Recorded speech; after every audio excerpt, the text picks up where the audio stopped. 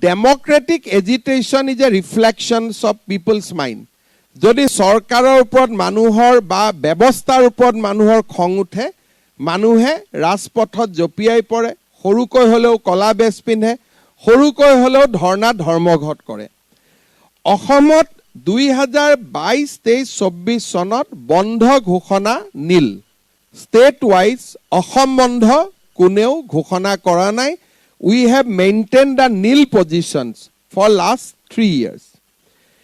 Effigy burning 22ত 46টা আছিলে, 23ত 37টা আছিলে, 24ত 19 বাৰ মাত্ৰ প্ৰতিমূৰ্তি বাৰ্ণ কৰা হৈছে। It has come down to 19. যদি আমি চাব যাওঁ ৰোড ব্লকেট 2022ত 12টা আছিলে, এইবাৰ ৰোড ব্লকেট আমি 5টা ৰোড ব্লকেট দেখা পাইছো। প্ৰচেছন 2022তো 6টা আছিলে, 2024তো 6টা। মানৱ শৃংখল 2022ত 15টা আছিল, 2024ত 1টা। কলা পতাকা প্ৰদৰ্শন যোৱা বছৰটোত এটাও হোৱা নাই। ব্লেক ফ্লেগ ডেমনষ্ট্ৰেশ্যন ইজ নীল, ক'তো কলা পতাকাৰ ডেমনষ্ট্ৰেশ্যন হোৱা নাই। হাংগাৰ ষ্ট্ৰাইক 10টাৰ পৰা 3টালৈ, জোৰ লোৱা প্ৰচেছন 4টাৰ পৰা 0লৈ, আৰু প্ৰটেষ্ট বাকি আন মাছ গেডাৰিং আদি গোটেইবিলাক যদি আমি চাওঁ 2022ত 358 চিভিলিয়ান প্ৰটেষ্ট আছিল, 2023ত কিছু বৃদ্ধি পাইছিল 374লৈ, 2024ত it has come to almost near normal with 243। অৰ্থাৎ সমগ্ৰ ৰাজ্যত কৰবাত লখিমপুৰত, ডিব্ৰুগড়ত সৰু সুৰা গোটেই আন্দোলনো যদি আমি যোগ কৰোঁ মাত্ৰ 243টা। কৰবাত মেডিকেলৰ বিৰুদ্ধে, কৰবাত ৰাস্তা হোৱা নাই। যদি চাওক আগৰ মই ডেটা দিয়া নাই, ইট ৱাজ থাউজেণ্ডছ। চ' মোৰ নিজৰ সময়ৰ লগতে মই নিজৰ সময়ৰ কম্পেয়াৰ কৰিছোঁ। So' not to be political in the 1st January, it has come down to only 243। ই ৰাজ্যত চৰকাৰে লোৱা ব্যৱস্থাসমূহে ৰাজ্যবাসীক কৰবাত নহয় কৰবাত সন্তুষ্ট কৰিছে, ইয়াৰ এটা ইণ্ডিকেটৰ দাঙি ধৰে।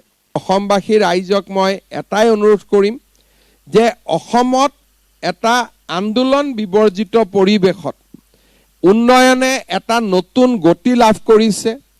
যোৱা বছৰ যেতিয়া আমি ষ্টেটিষ্টিক্স দিওঁ যে আন্দোলন হোৱা নাই, ধৰ্ণা হোৱা নাই, মানুহে ক'ব পাৰে যে ই এটা পৰিসংখ্যা, কিন্তু পৰিসংখ্যাৰ ফলাফল কি?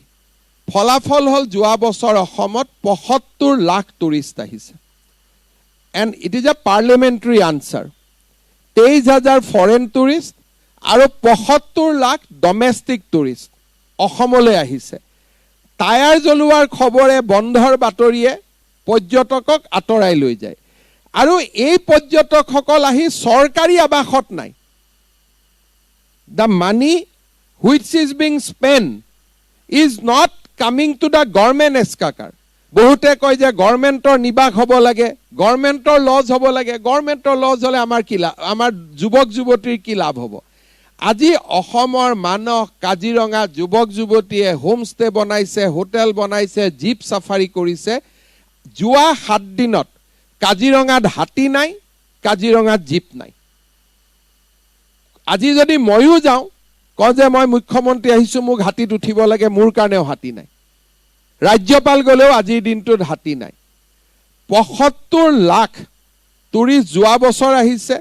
আৰু মোদী ডাঙৰীয়া কাজিৰঙাত ৰাতি থকাৰ পিছত, ভূটানৰ ৰজাৰ কাজিৰঙাত আগমনৰ পিছত আৰু ভাৰতৰ ৰাষ্ট্ৰপতিৰ কাজিৰঙাৰ আগমনৰ পিছত Kaziranga has got a new traction. Modi ডাঙৰীয়াই মোক এইবাৰ কৈছে যে এনিশা মই মানসতো কটাম। So' he is becoming a very big brand ambassador for Assam tourism.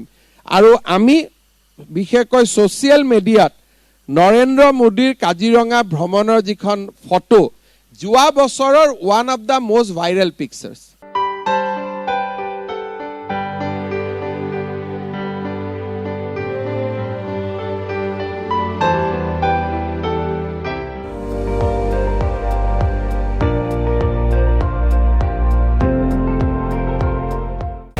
আপুনি চাই আছে ND24, সৰ্বশ্ৰেষ্ঠ নহয় সৰ্বোত্তমৰ দৌৰত।